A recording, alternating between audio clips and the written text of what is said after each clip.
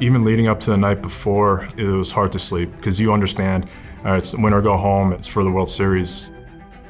Everything has led up to this moment, and it's all or nothing at that point. Player for player, I mean, you can't get better matched up than Kansas City, San Francisco was in that series. You step on that field, and then national anthem plays, and you're like, all right. Then it hits you again. All right, it's like, all right, this is it, that kind of moment. We know it's inning by inning. Execute, don't get too far ahead of yourself. And we knew that there's no 8. You can't think about what ifs, you can't think about the outcome of a win or a loss. You go and you try to win or tie every single inning. That's the key. As Hosmer will step up. Kane with a good lead at first. Affeldt will have to keep him close. I just remember there was a guy on first, and my whole thought process when I pitch is I didn't really worry about guys being on base. It was execute a sinker, get a ground ball, because the double plays are gonna happen. I did not get that ball turned over. I remember I didn't finish it, and I felt when I came out of my hand, it didn't really go where I needed to go. It was running on the inside part of the plate, but not with that hitter. You gotta get it in. And he actually hit it pretty hard. Just basically off where the pitch was, his swing, I felt like I got a good jump on it. And then from there, everything just went, all instinct. Pitches a bouncy ball up the middle. Panik dives, he's got a glove hand flip to Crawford to first. That was an absolutely spectacular play from Joe Panik. Remember just getting out, full extension. And once I got to the ground, my bare hand was basically underneath me. So for me, the only way I felt like I could get the ball to Craw was to glove flip it. Crawford's role in that play goes so understated. Normally you want to miss to the shortstop from his glove hand side. That way it protects him from the base runner. The amount of velocity he got on that throw, you're not going to see too many shortstops be able to make that kind of play flat-footed. That play right there could easily been dropped because of how he had to do it. And then everybody's safe, right? But he went all in on it. Panik, he's never worked on it, but his intuition was to do it. That just shows you the skill set that these guys have and the talent that they have, that their brain is able to make that decision that quick, because that's all you could do. Affeldt at first, I got to give him credit because whenever I've talked about this play, he always makes sure I have to give him a lot of credit. He just honestly got out there, stretched really well, and then Hosmer diving in at first base. And from an umpire's point of view, I feel like that's probably the hardest thing because normally they listen at first base. It's probably because he tried to slide. If he wouldn't have tried to slide, it probably would have been different. Kane does not go. The pitch is a bouncy ball up the middle. Panik dives, he's got a glove hand flip to Crawford to first, not in time. Oh, I don't know about that play at first.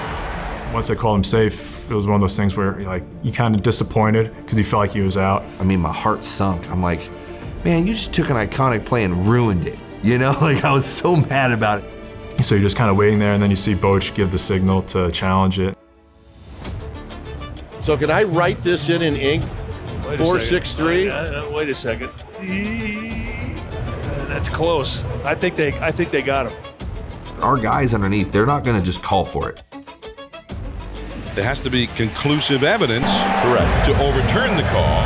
The umpire in New York, Jerry Meals, feel that there's conclusive evidence that Belt had that in the pocket of his glove before he hit the bag. You had a feeling that they were possibly going to overturn because they were taking a while to make sure that they got every angle right. Got him. You don't see too many emotion out of me, but when you see a fist pump out of me, you know that's a good thing.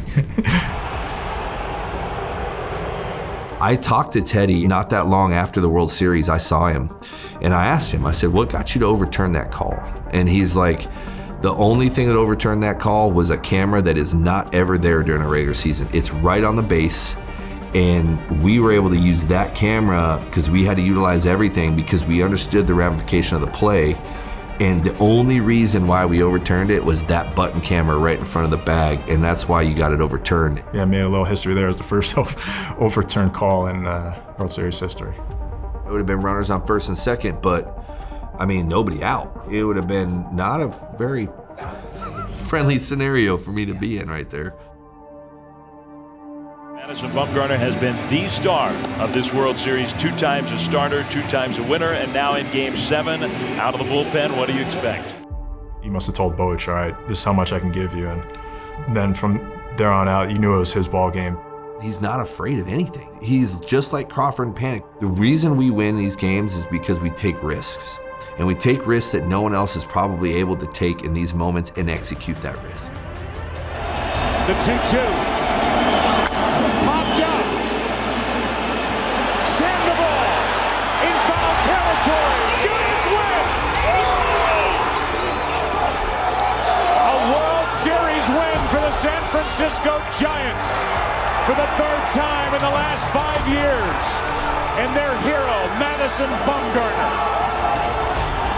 At the time, I'm just thinking, oh my God, I can't believe I actually made that play. And in that moment, with all that on the line, and that out was called, and then you realize it just went from just a force out to now you just turned possibly one of the best little plays, ever in the playoffs, World Series, Game 7, all that magnitude, everything on the line. Looking back, it's special. Words can't even describe how you feel.